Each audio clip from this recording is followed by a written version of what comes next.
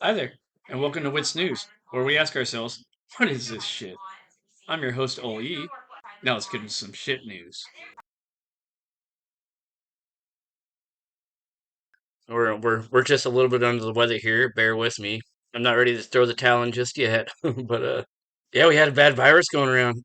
I kind of mentioned it when I did the Joe Rogan show a couple weeks ago, and I took some allergy medicine that was recommended, and the cold kind of the virus went from my tonsil area to the back of my neck, and then came down with Bell's palsy. And I've had it before. I had it 10 years ago, so I kind of know what to expect. But look, called the health nurse or whatever on the phone, and she said, hang up and call 911.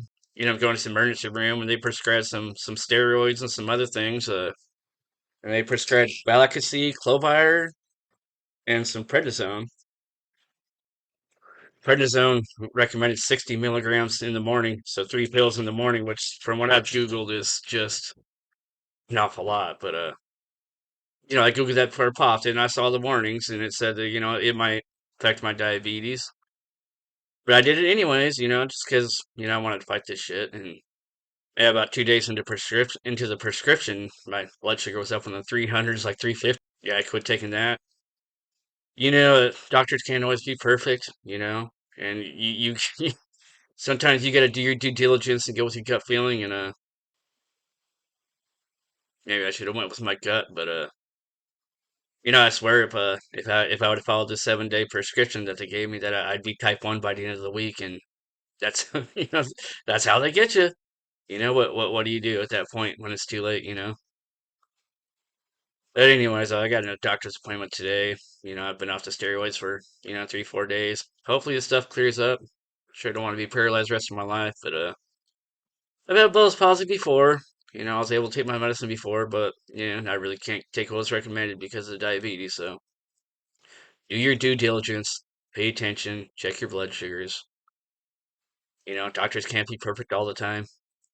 Whether they're out to get me, or not. Nobody's perfect. But anyways, I'm not going to talk too much because I look like a half tard. So we got this guy right here, Yanasa TV, and I've heard a lot of rumors about this, about the Oregon cutting off small farmers, personal farms, people that want to sell their food to their neighbors and all this and that, and trying to take away people's water rights. Apparently, the communists own the water now in Oregon, even though it falls from the sky. It's Oregon, known for the rain. But let's just sit back and listen to this. It should be a good listen. We'll figure out what's going on here. It seems like these types of stories are starting to become so prolific you could almost do a video a day on this stuff. But today I wanted to talk about the state of Oregon. And I know that some of you are probably thinking, you know, this is Oregon, this is what happens in Oregon.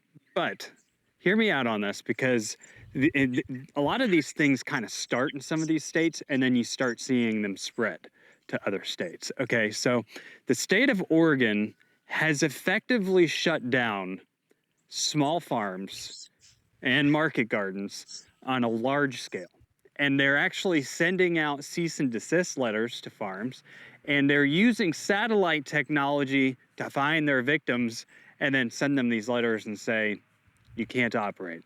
And they're doing it in the name of water conservation, groundwater protection. So there are two different laws that they're using to this effect. And I wanted to just mention those laws with a couple of these cases so that you get an idea of how they're being interpreted and utilized to shut down small farms. Okay, so I found a court case that was filed in January of this year.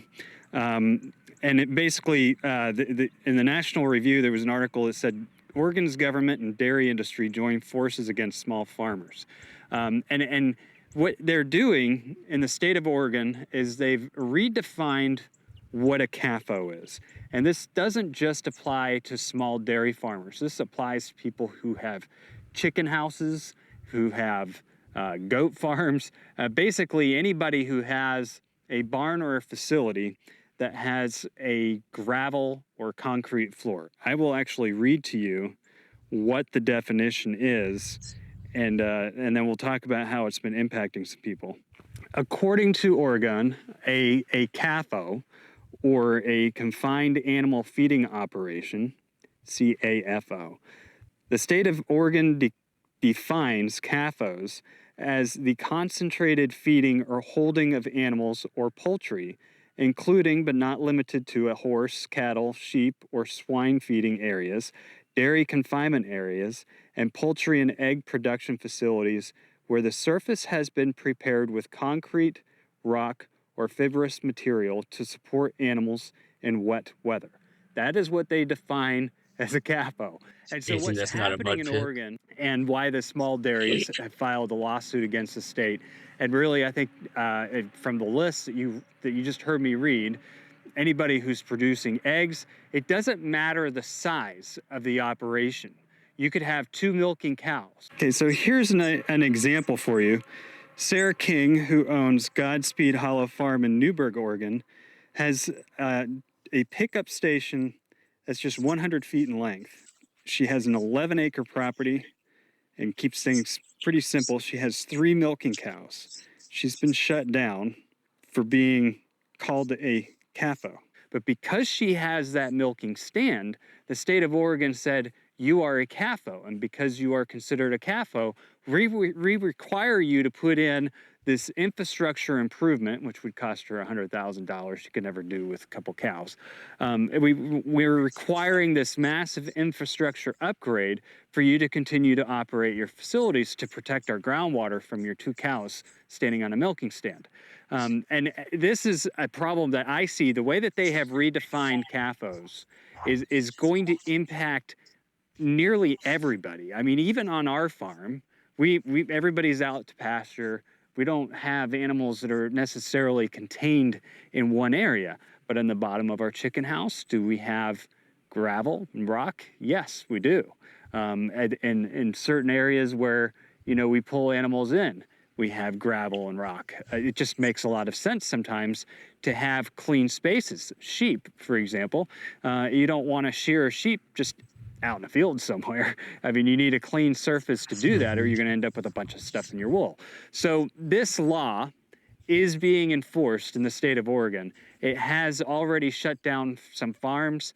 There's an injunction on the definition of the law until it can be heard in court, since the League of Justice or whoever they are have filed a court case in January to try and stop it. So currently, small dairy farmers, the way that I first read the article, you would think that they were going after, raw milk. That always seems to be the case with a lot of these things. But this is actually going after anybody, egg producers, anybody who has chickens that go up in a chicken house at night that may have a concrete floor that's easy for cleaning or whatever it is, and you have to go through a permitting process, and a lot of what they're requiring is just simply too much for the small farmer.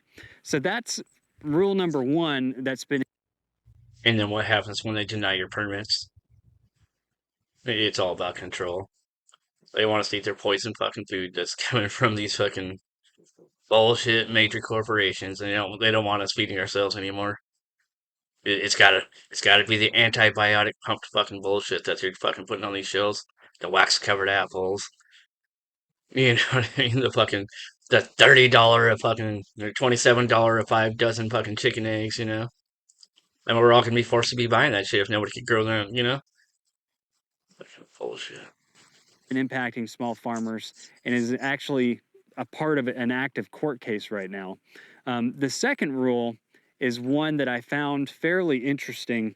So in the state of Oregon, if you are using water, even groundwater, the only water that you can legally harvest and use without a permit is actually rainwater. Okay, but they consider all water in the ground a resource of the public, the people. Even if you have a private well on your property, that belongs to the people of Oregon, not you. Fuck So you. what they've said is basically if you're using it for commercial purposes, you have to have a permit. Now, there's an exemption to this rule.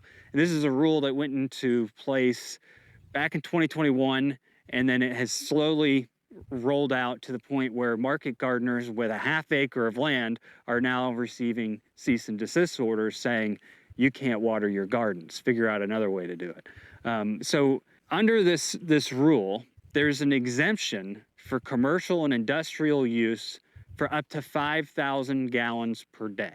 Okay, so these gardeners with a half acre of land are probably using 1,000 gallons of water a day, not even 1,000 gallons of water a day.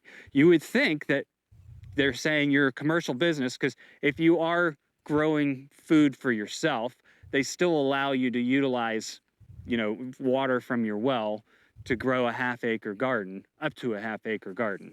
There's a limit on that. But this is the story I read was about a half acre market garden where the lady has been growing food and selling it to neighbors. It's been her primary income source. And they shut her down. Christina Del Campo has just over a half acre. She grows blueberries, local vegetables, things like that. Her farm is called Oak Song Farm near Eugene. She's operated there for 7 years, and she recently received a letter from the regional office of the Oregon Water Resources Department.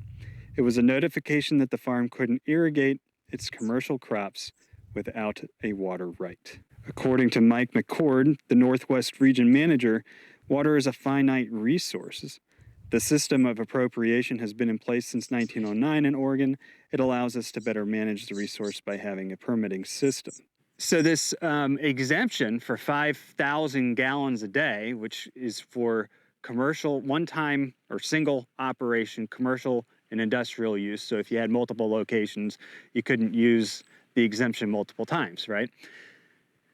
They shut her down because, according to the Oregon Water Resources Department, the exemption for commercial use does not include irrigation of land. Now, looking into the actual Oregon exempt use for wells, it says nothing about does not include irrigation of land. All it says is that if you're a commercial user or industrial user, you get a single-use permit of up to 5,000 gallons per day for a $300 fee. And basically, the state of Oregon is coming in now, and they're putting things on people's wells to measure the amount of water. It's very invasive. Measure the amount of water they're consuming each day. And supposedly, Oregon's had these rules in place since 1909. They just keep changing them and keep implementing more things to them. Anyway, so they've sent out letters, not just to this one farmer, but multiple small farms, market garden farms, saying you can't water your crops anymore because under the exemption clause, irrigation isn't covered. This is actually a war on small farms. It's a war on small farms. I mean, why would you consider a small farmer with a couple milk cows and a milking stand in their barn a CAFO? That typically is not what you would think of as a CAFO. They're in confinement for Because they're a competitor to the fucking government corporations. That's fucking. Oh man, that's exactly what it is. If you got 3 cows, you're a competitor. short period of time. They come up to eat and get milked, and then they go. Your chickens and egg laying, for example, where we have our chickens, we put their food inside the building so that it doesn't get rained on.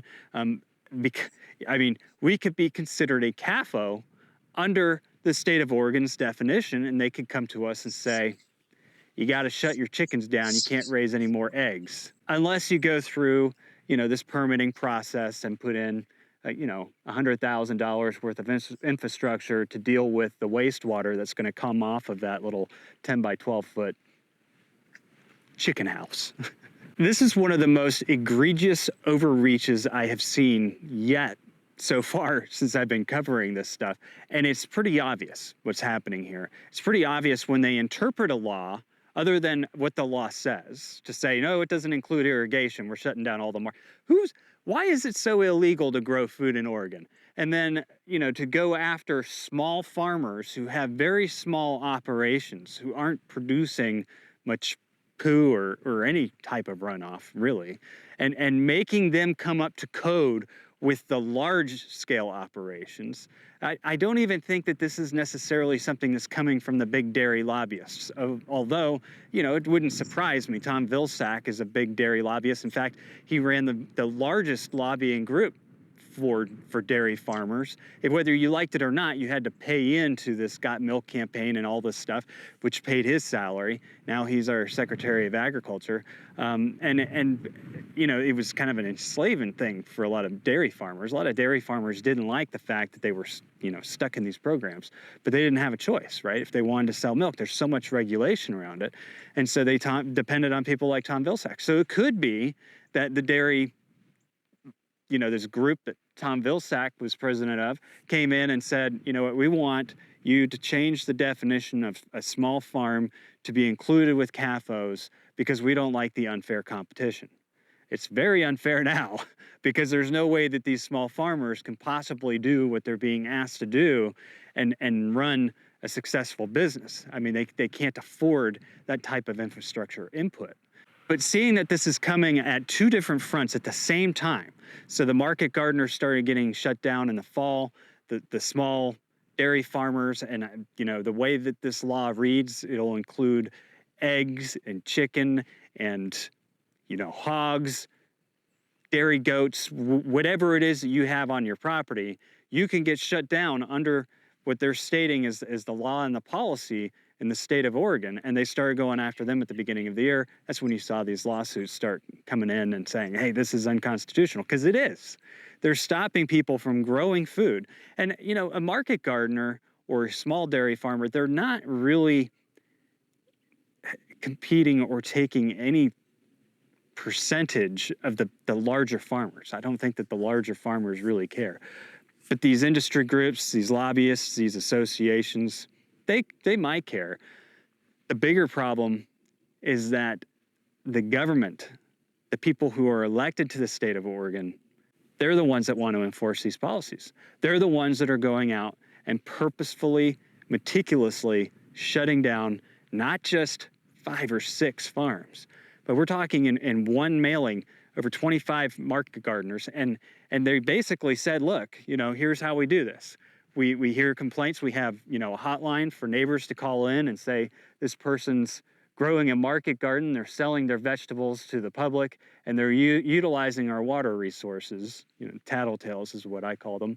Or they use satellite imagery and they say, okay, this person has a business license. They have this farm name for their farm, and they're growing crops on their land, and they're using their well water. They can tell all that from satellite images. We talk about that all the time on our farm because it's kind of creepy. Each year you get your satellite images updated of your property, and they start pinpointing where new buildings are. They'll actually send people out sometimes to assess you for more property taxes. At the same time that all of this is going on, the state of California is restricting water due to drought to 2,500 farmers. They're at 15% of their water supply right now. And we've seen this happening over and over and over again, where we're seeing them utilize water rights, water protection, for the public good, and using it to shut down farms across our country. Okay, if you look at the number of farms that we've lost since 2000, it's staggering. We've gone from 2,100,000 farms in 2000 down to 1,859,000 farms at the end of last year. And the scary thing about it is most of those losses, if you look at this on a chart, are within the last 4 or 5 years. And so the speed at which we're losing small farms have increased dramatically. And what have you seen? You've seen a lot of these cases where they've gone in and they've just shut off farms to water rights to an entire valley at a time.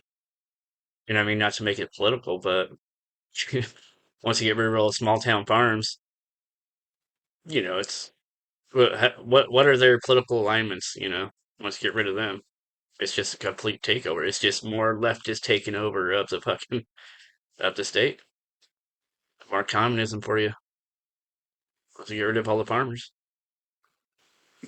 Because of drought. And in this case, they're shutting it off because of drought, not drought. trout, T.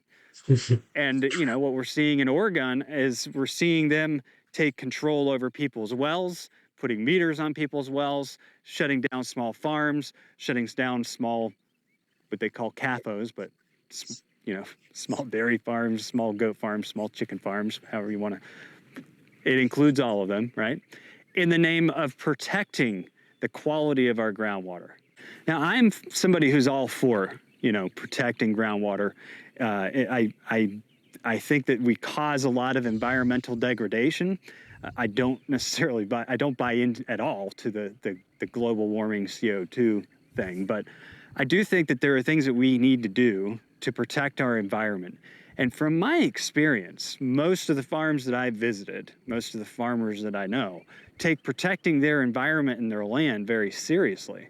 I mean, when you look at these small market gardeners, and they're putting water out on their crops, most of them take soil science extremely seriously. And the better your soil science is, it's retaining a lot more of that moisture. So it's not really wasting as much water as one would think. It's not wasting as much water as, say, an industrial farmer who's tilling up, hundreds of acres at a time and then putting sprayers out on them. I mean, these market gardeners don't have to utilize that much water every single day, the way that they manage their soil, the way that they grow their foods.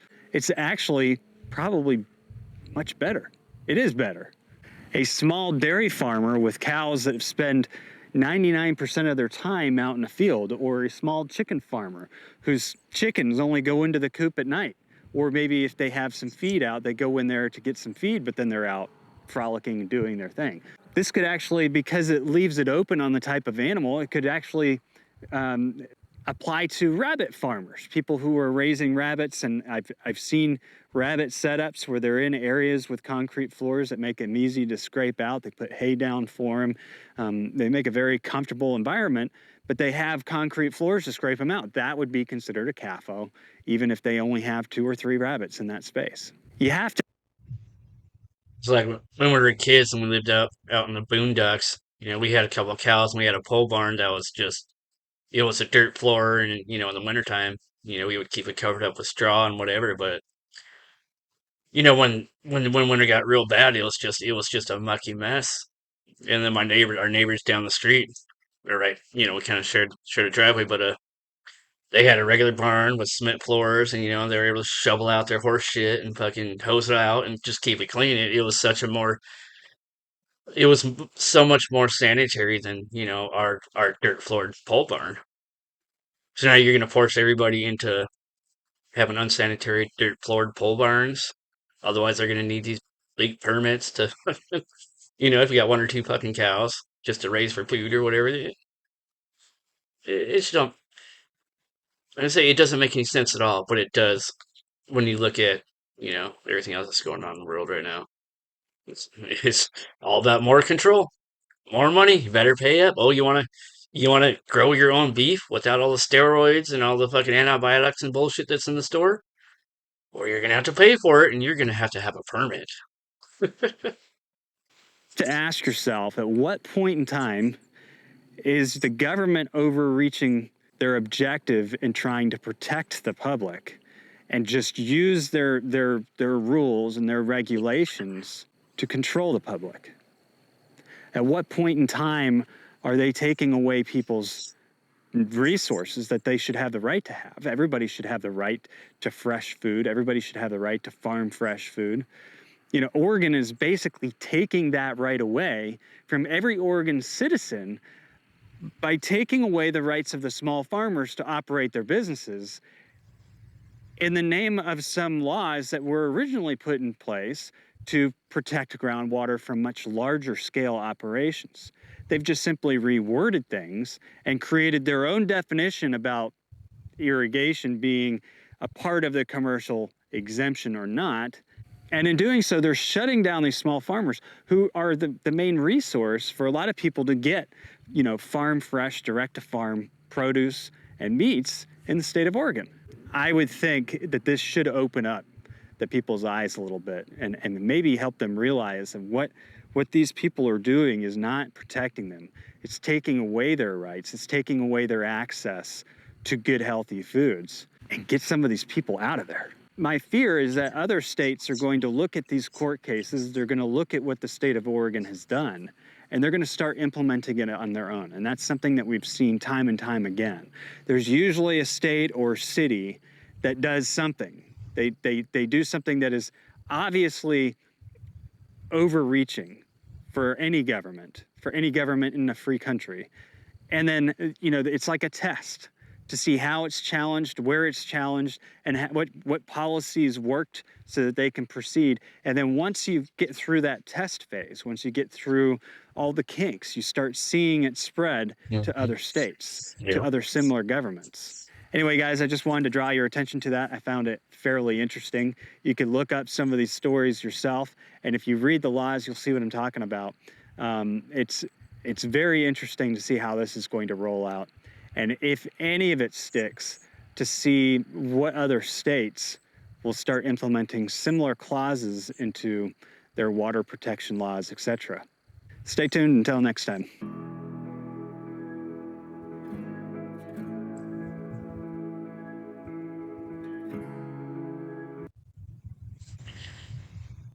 Man, we just keep losing more and more freedom every day. Well, this has been What Is This Shit News? Until next time. I'll try and blink with my left eye.